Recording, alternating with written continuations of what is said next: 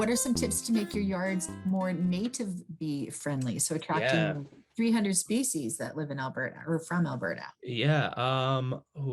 There's a bunch of things you can do. So obviously planting flowers is helpful, especially um, native plants, because some of those bees are a little bit more specific. They're going to be familiar with those native plants. So ensuring that you have a variety of plants that are flowering throughout the season are really helpful for keeping bees around.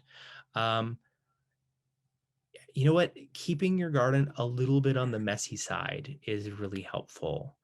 It doesn't need to look like it's being neglected, but one of the things that we do as gardeners is in the fall when our perennial plants die back, we tend to like pull all of that vegetation off and like throw it in the compost pile or bag it up. Same thing with our leaves, we bag them up.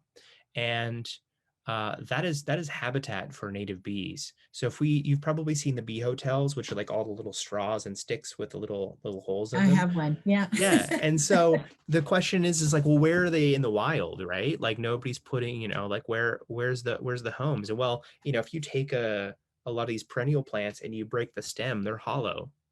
And so that's a home.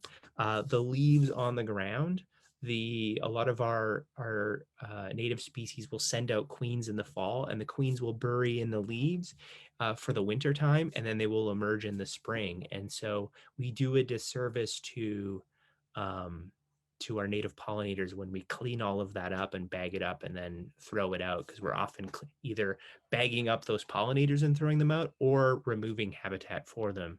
And on the flip side of that coin, all of that stuff breaks down and it feeds your soil, right? They're called leaves for a reason.